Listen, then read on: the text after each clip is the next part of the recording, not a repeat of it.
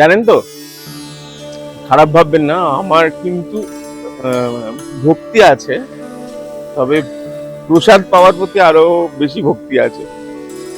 বিভিন্ন জায়গায় যে ভোগ প্রসাদ পাওয়া যায়, তার মধ্যে রামকৃষ্ণ মিশনের ও বিভিন্ন শাখাতেও আমি ভোগ প্রসাদ পেয়েছি। তবে বলরাম মন্দিরে ভোগ প্রসাদ কিরকম হয়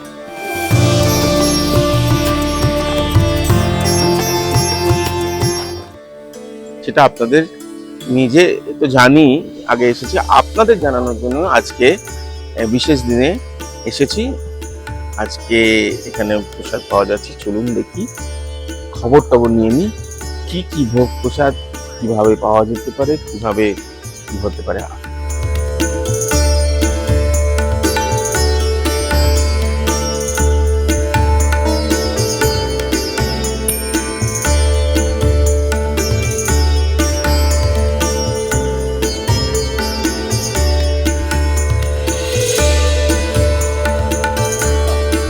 দেখতে পাচ্ছেন থরে থরে থরে থরে ব্যবস্থা। ওই অনেকে বলেন না, নানা প্রসাদ, প্রসাদ কেন অন্যান্য জায়গাতেও গেলে প্যাকেটের ব্যবস্থা আছে। আরে ভোগ প্রসাদ অবশ্যই খিচুড়ি ভোগ প্যাকেট করে মানে দেওয়া হয়, প্যাক করে দেওয়া হয়। আর যেমনটা জানতে পারলাম যে বলরাম মন্দিরের এই যে অন্ন, ঠাকুর শ্রীরামকৃষ্ণদেব নিজে খুব পছন্দ করতেন, বলতেন জগন্নাথ দেবের অন্নটা শুদ্ধ অন্ন হোক। তো সেই তার মানে আমি যেটা বলছিলাম আর কি, রান্নাঘর বসে খাওয়া, তারপরে ছাদা বেঁধে নিয়ে যাওয়া, সেটাও আছে।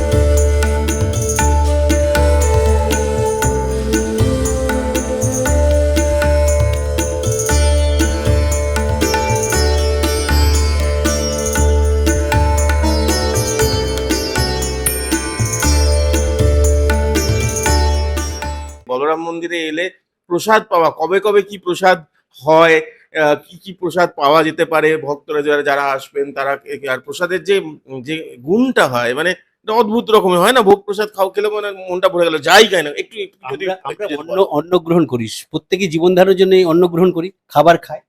এই খাবারটা খেতে গেলে যদি সেই অন্নটাকে যদি ঈশ্বরকে নিবেদন করে খায়, তখন সেটা কি হয়? প্রসাদ হয়ে যায়, অন্ন প্রসাদ হয়ে যায়, ভোগ হয়ে গেল। নর্মালি এখানে তো বলরামের শুদ্ধ অন্ন ঠাকুর বলতেন, জগন্নাথের ভোগ প্রসাদ তৈরি হতো, ঠাকুর সেটিকে আনন্দ করে খেয়ে বলতেন জগন্নাথের অন্ন শুদ্ধ অন্ন। এই জগন্নাথের শুদ্ধ অন্নকে নিজে আনন্দ পেতেন। এবং পৃথিবীর ইতিহাসে এই শ্রীরামকৃষ্ণ দেব কোথাও কারো বাড়িতে রাত্রি কাটান না, আর কোনো বাড়িতে গিয়ে তিনি অন্ন গ্রহণ করেন না, এক্সেপ্ট বলরাম বসুপুর। তাই এ বাড়ির শুদ্ধ অন্ন, এ বাড়িতে দুপুরে অন্ন পায়েস অন্ন তৈরি হয়, রাত্রিতে সুজির পায়েস অন্ন, যেহেতু ঠাকুর সেটি পছন্দ করতেন। তার শরীরে ক্যান্সার হওয়ার পর থেকে, তার গলা রোগের ফলে তিনি ওই সুজির পায়েস রাত্রি থেকে তাকে খেতে হতো। তাই এই বাড়ির অন্ন শুদ্ধ অন্ন। তাই যারা এই বাড়িতে আসে কেউ প্রসাদ না পেয়ে ফিরে যায় না।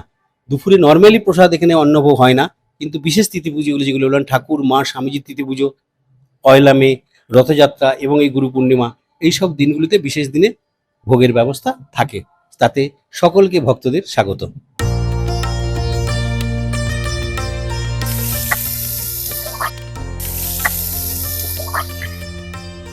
ভোগ প্রসাদ খাওয়ার আগে না হাত ফাতগুলো ভালো করে ধুয়ে নিতে হয়, মাথাটা হালকা ছড়িয়ে দিন।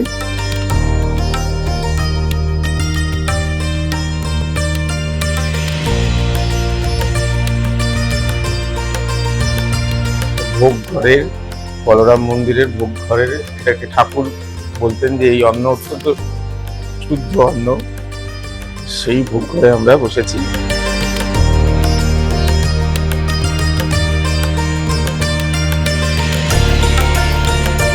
আমার পালা, দেখুন কিরকম যত্ন করে, এইটাকেই বলে প্রসাদ বিবাহ।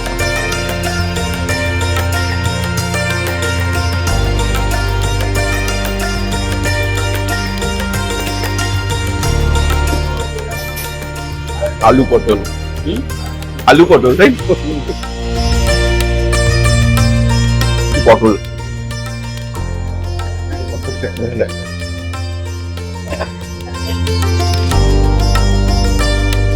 কিন্তু পেঁপে, কুমড়ো, এটা হচ্ছে গাজর, সব মিলিয়ে সাধারণ সাধারণ অল্প, একদম অল্প অল্প অল্প অল্প। আপনাদের ভোগটা কিন্তু সোনামুখের ডাল। হ্যাঁ, ঠিক আছে।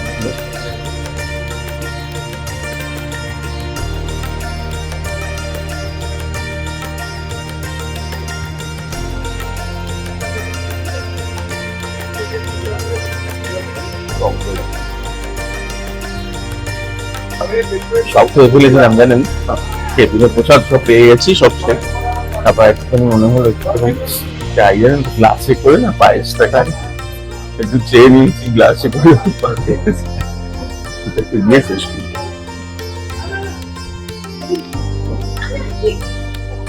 Think about it.